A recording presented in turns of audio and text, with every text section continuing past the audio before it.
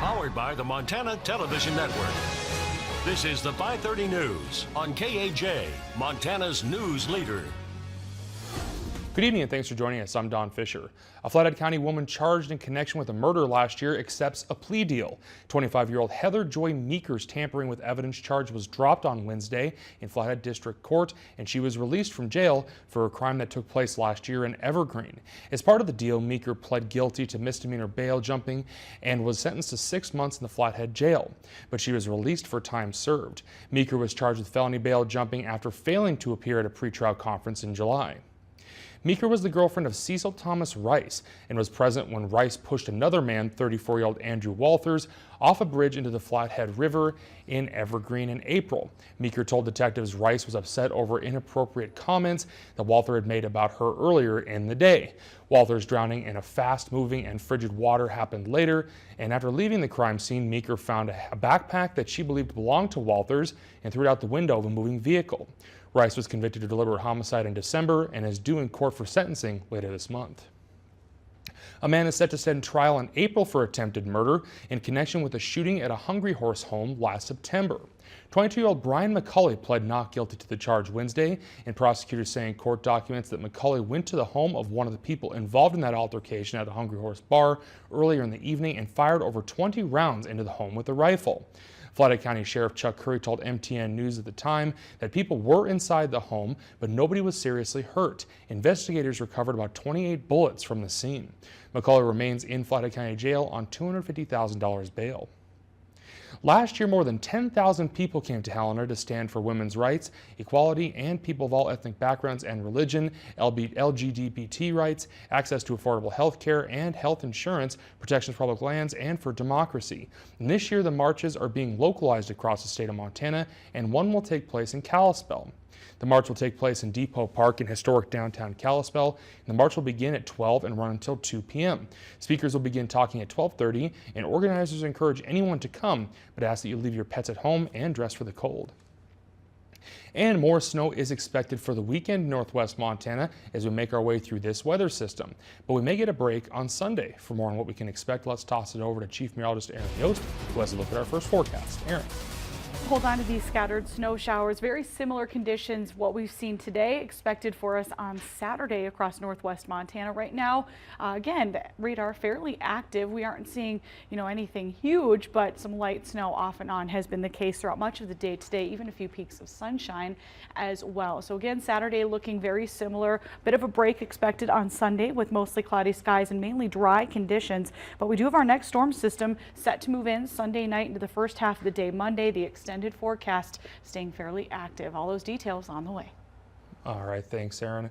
The House of Representatives passed a short-term spending bill Thursday that keeps the government open through mid-February. But now it's time for the Senate to act. Weijia Zhang is on Capitol Hill to explain why. Many say that they won't get the bill passed in time.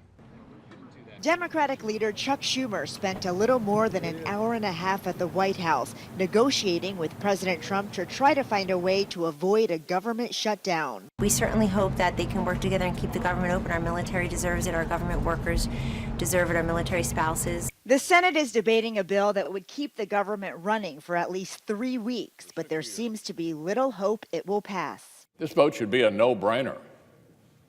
And it would be, except the Democratic leader has convinced his members to filibuster any funding bill that doesn't include legislation they are demanding for people who came into the United States illegally. The holdup is what to do with DACA, the program that allows undocumented immigrants brought to the U.S. as children to live and work here. Democrats say this is the only chance to protect the so-called dreamers. Any bill that gets a majority of Democrats will not get a majority of the Republican side in the House and will not be put on the floor. So this is the way to go. With senators doing more finger pointing than negotiating, the federal government is making preparations in case there is a shutdown.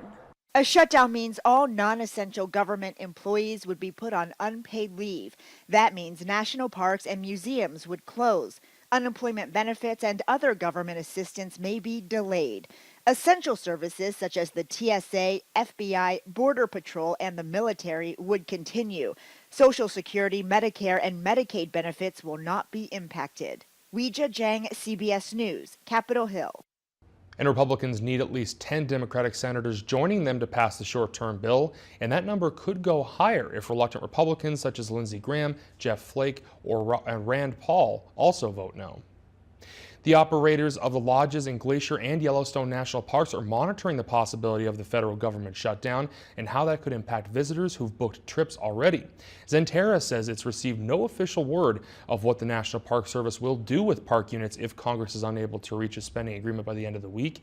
And in a statement on the company's websites, Xanterra says that we remain positively optimistic that Congress will reach a resolution or, failing that, permit the national parks to remain open.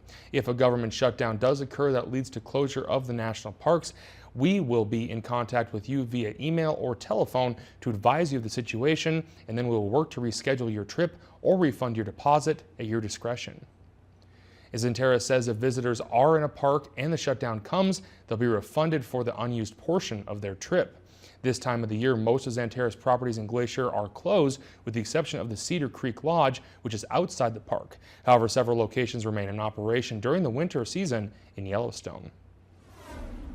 TransCanada Corporation says it has had enough commitments to move 500,000 barrels a day through their proposed Keystone XL pipeline. The company says that with potential business over the next 20 years, it will go ahead with construction. In November, the Nebraska Public Service Commission approved a route through the state, and TransCanada says it is working with landowners on easements and has started preparing for construction. A former Montana lawmaker who once made headlines for calling Governor Brian Schweitzer profane names will spend nearly 2 decades in prison for his role as a drug kingpin. Federal prosecutors said 57-year-old Michael Lang was the boss in a drug operation that brought large quantities of meth from Mexico into Billings. Lang has always denied his role at the top of the organization, but was arrested for dealing nearly 20 pounds of meth and tens of thousands of dollars in cash. He previously spent a year in a California prison for drug dealing and was House Majority Leader before being ousted following the spat with Schweitzer in 2007. Outspoken Nevada rancher Cliven Bundy is coming to Montana this weekend, scheduled to make a Saturday appearance in Paradise in Sanders County. Bundy was just exonerated this month on charges of defying federal authorities in a dispute over grazing rights. He'd been in prison for the past couple of years, facing charges for a standoff at his Nevada ranch, along with his sons and Ryan Payne of Anaconda. The case was thrown out by a federal judge in Las Vegas earlier this month, and Bundy was also a central figure in the armed standoff at an Eastern Oregon wildlife refuge 2 years ago. And the meeting Saturday evening in Paradise is expected to touch on the thorny issue of federal management of public lands, and it's being sponsored by the Coalition of Western Property Owners. A local nonprofit in the Flathead Valley has a tradition of raising money for the travel expenses of cancer patients.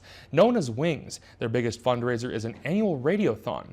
And now in its 22nd year, millions of dollars have been raised to help lift the financial burdens for things like travel costs and meals.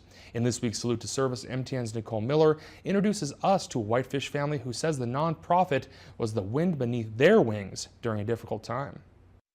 It's every parent's worst nightmare, being told your child has cancer. We knew something was wrong, and we had looked and we had gone to many doctors, and it wasn't until he started to lose his eyesight that we realized something was wrong. Little did Laura Stevenson of Whitefish know, but the visit would change her family's life forever. He ordered an MRI along with the pediatrician, and we found out he had a brain tumor. Stevenson was thrown into a living nightmare by the bad hand of cards dealt to her son, a helpless 11-year-old. We were flown by alert to Primary Children's Hospital in Salt Lake City, and he received a couple months of radiation there.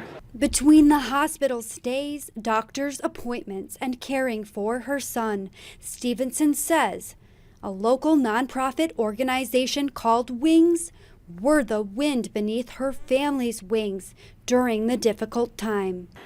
We were so relieved and just thrilled to think that they could help us with our visits and our treatments back and forth. It was such a blessing for us at that time. It was one more thing we didn't have to worry about. Daniel is now cancer-free, and the Stevensons continue to give back to the organization that gave so much to them by volunteering each year at the Wings annual Radiothon. Wings was such a blessing to us, and we just knew that we had to be involved as a thank you and to give back. Nicole Miller, MTN News, Kalispell. And 100% of the proceeds from the Wings Radiothon go towards cancer support. Wings was founded in 1997, and since then, the organization has assisted nearly 3,000 cancer patients, giving out more than $2 million. Coming up next, a country music superstar has announced Missoula as a stop on his next tour, and the Missoula International Airport sets another record, handing more passengers than they had ever in 2017. Stay with us.